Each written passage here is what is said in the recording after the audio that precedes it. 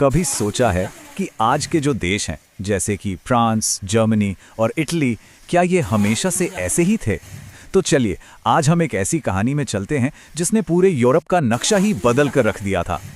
ये सवाल दिलचस्प है ना। सदियों पहले का यूरोप सोचिए, छोटे छोटे राज्यों और साम्राज्यों में बटा हुआ, जहां सबकी अपनी अपनी भाषाएं और अपनी अपनी संस्कृति थी। तो फिर ये सब बदला कैसे? आज की दुनिया का नक्शा बना कैसे?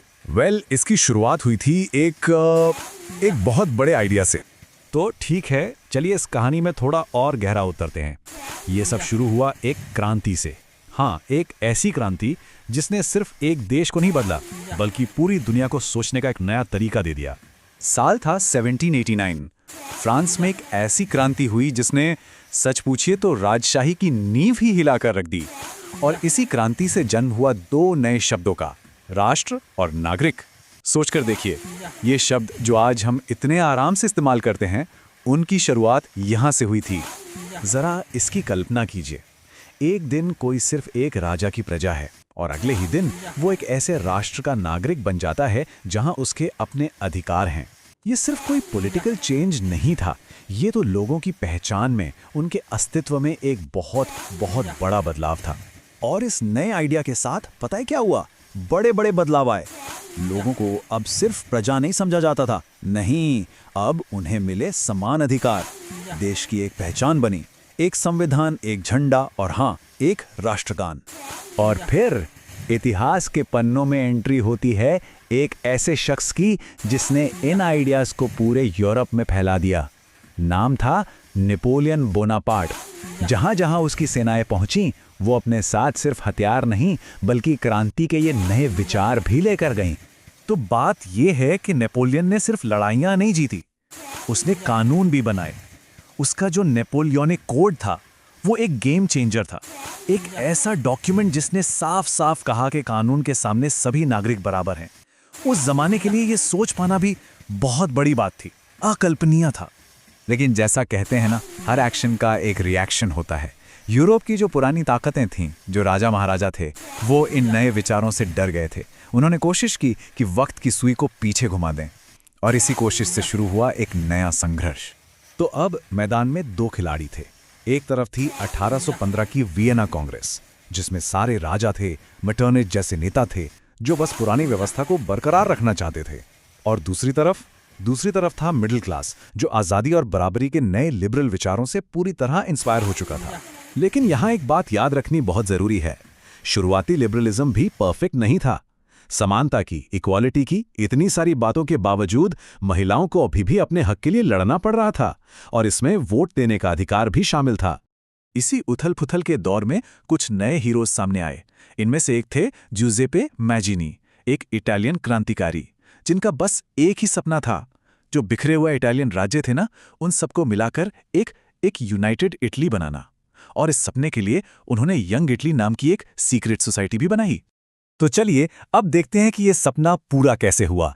इटली का जो यूनिफिकेशन है ना, वो अपने आप में एक ऐसी कहानी है जिसमें हिम्मत भी है, डिप्लोमेसी भी है और बहुत सारा बलिदान भी। और सबसे कमाल की बात यह है कि इटली को किसी एक इंसान ने नहीं बनाया था, ये 3 लोगों की मेहनत का नतीजा था। एक थे गैरिबॉल्डी, जिनकी तलवार ने सदर्न इटली को आजाद कराया। फिर थे कैवूर, जिनके दिमाग ने, उनकी पॉलिटिक्स ने नॉर्दर्न इटली को जोड़ा। और आखिर में विक्टर इमैनुअल II, जो इस नए यूनाइटेड इटली के पहले राजा बने। चलिए अब इटली से चलते हैं जर्मनी की तरफ।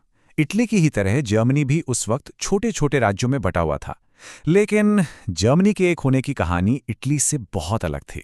जर्मनी के यूनिफिकेशन का क्रेडिट जाता है एक ऐसे आदमी को जो बातचीत से ज्यादा ताकत में विश्वास रखता था, ओटो वॉन बिस्मार्क।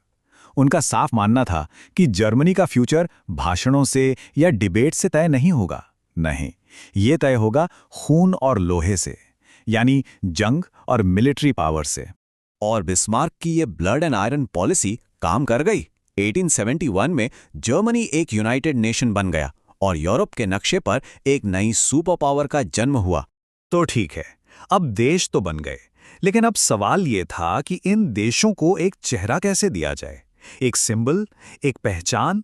और बस यहीं से नेशनलिज्म ने एक नया मोड़ लिया। देखिए, एक देश या राष्ट्र जो है वो एक एब्स्ट्रैक्ट आइडिया है, उसे छू नहीं सकते। तो इस आइडिया को एक कॉन्क्रीट रूप देने के लिए देशों ने क्या किया?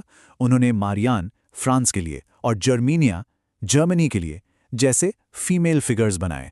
ये सिर्फ तस्वीरें नहीं थी, ये देश के वैल्यूज के, उसकी उम्मीदों के सिंबल्स थे। लेकिन यह एक बहुत अहम सवाल उठता है, क्या होता है जब देशभक्ति या राष्ट्रीय गौरव एग्रेशन में बदल जाता है, जब हम और वो के बीच की लकीर बहुत गहरी हो जाती है? 19वीं सदी के आखिर तक नेशनलिज्म एक खतरनाक मोड़ ले चुका था। अब यह बन गया था इंपीरियलिज्म, यानी साम्राज्यवाद, जहां ताकतवर देश कमजोर देशों पर अपना कब्जा करना चाहते थे और इससे पूरी दुनिया में टेंशन और झगड़े बढ़ने लगे। और इस पूरे टेंशन का एपिसेंटर था बाल्कन रीजन, जिसे उस वक्त यूरोप का बारूद का ढेर कहा जाता था। बिल्कुल सही, यहाँ अलग अलग नेशनल ग्रुप्स अपनी आज़ादी के लिए लड़ रहे थे और ये एक ऐसी चिंगारी थी जिसने आगे चलकर पूरी दुनिया को फर्स्ट वर्ल्ड वॉर की आग में झोंक दिया। तो इस तरह से नेशनलिज्म के एक पावरफुल आइडिया ने पूरी दुनिया का नक्शा हमेशा के लिए बदल दिया। इसने साम्राज्य बनाए तो साम्राज्य तोड़े भी, नए देशों को जन्म दिया तो भयानक युद्धों को भी जन्म दिया। ये एक ऐसी ताकत है जो आज भी हमारी दुनिया को शेप दे रही है। तो ये थी कहानी कि कैसे नेशनलिज्म ने पूरे यूरोप का नक्शा बदला और आज के मॉडर्न देशों को बनाया। अगर ये स्टोरी स्टाइल में विश्लेषण पसंद आया हो तो नीचे कमेंट्स में जरूर बताइए। इटली के यूनिफिकेशन की कहानी ज्यादा इंटरेस्टिंग लगी या जर्मनी का ब्लड एंड आयरन वाला तरीका?